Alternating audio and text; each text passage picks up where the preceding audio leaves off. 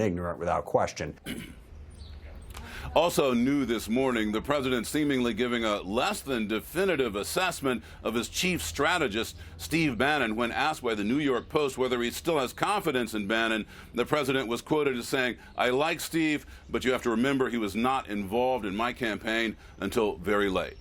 Chris and Allison. Joe, appreciate you teeing it up for us. Let's bring in our panel. We'll discuss both. Carol Lee and Ron Brownstein are back with us. And joining us now is politics editor at The Root, Jason Johnson. All right, look, inaccurate, of course. Insensitive by anybody's lights. Also violates this rule about comparing things to the Holocaust to mean simply merely terrible. Everyone gets in trouble. When they use a Hitler analogy, everybody gets in trouble. And it's been happening more and more, frankly. So it's a cheap thing to do, shouldn't be done. All true. Yes. Now it comes to what does it mean for Spicer and in this context? Is it a one-off, or do you believe it is a symptom of something?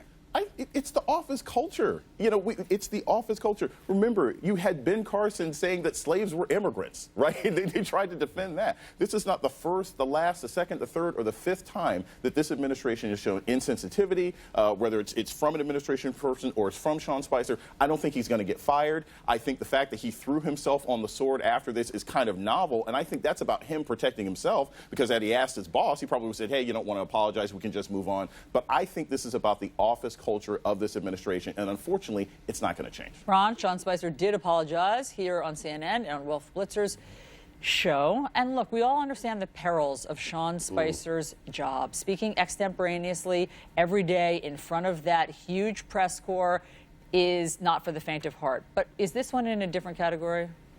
It is. And look, and I think that job has been hard under any president. It is especially difficult under this president for the reasons we talked about in the last segment, which is that he regularly says things that he simply cannot support with evidence, and that you as the press secretary are forced to kind of go out and in some cases defend what appears to be indefensible. I think, look, Sean Spicer's, you know, that is a structural challenge that goes with being the press secretary for a president, you know, with these kind of inclinations.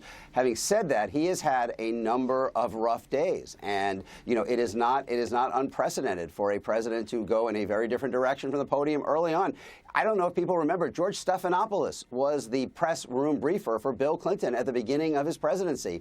That didn't work out so well. They made a change. And I think that the issue here is going to be whether those above have, you know, confidence that he is projecting the kind of mastery, competence, and direction that they want in that job. And he's had a number of days where that cannot be the conclusion they've reached at the end of the day in the White House. All right, so Carol, you have competence, okay? You have accuracy. Fact. Those are all things that Spicer's been getting dinged with, certainly the White House and the president as well. Then you have general sensitivity. Do you make anything of this notion that there is an insensitivity, part of what Jason's calling the office culture there? Do you buy into that as well?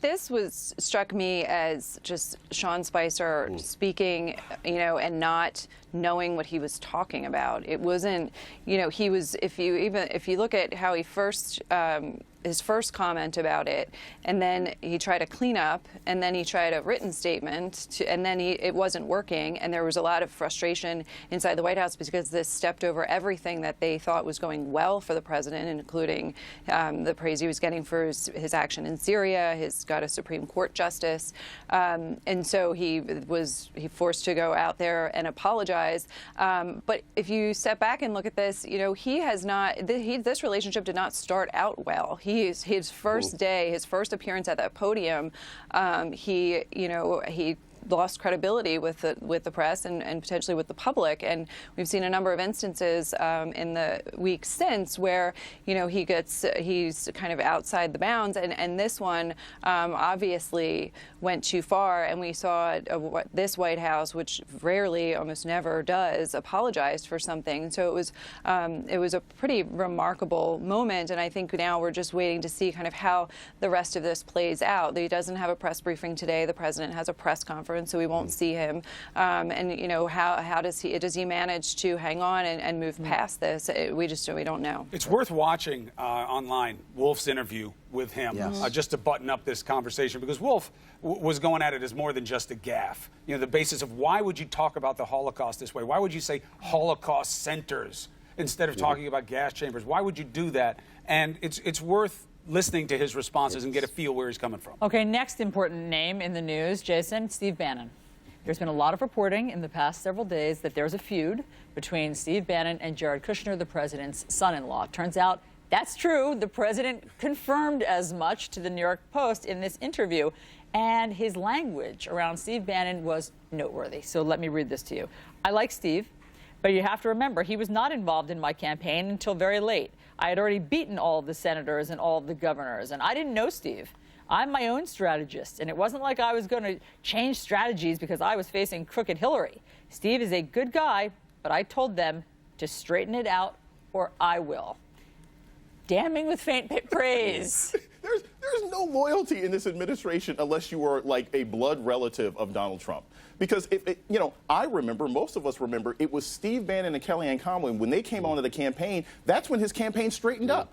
For President Trump to say, oh, well, I didn't really like Steve. No, Steve Bannon helped save your campaign. So for him to turn around now and say, I don't want anything to do with the guy. And here's the thing. I've always thought the president can pick who they want for their administration, but Steve Bannon is a problem. He's a white nationalist. He sympathizes with white terrorist organizations. He's an anti-Semite. I don't think he had a role in this administration, but the idea is that Trump's only unhappy because he's making him look bad, not because of the ideology he brings to the administration. The reality is he going to go anywhere? Let's see. I'm a seller on that proposition. Panel, thank you very much. There's more news.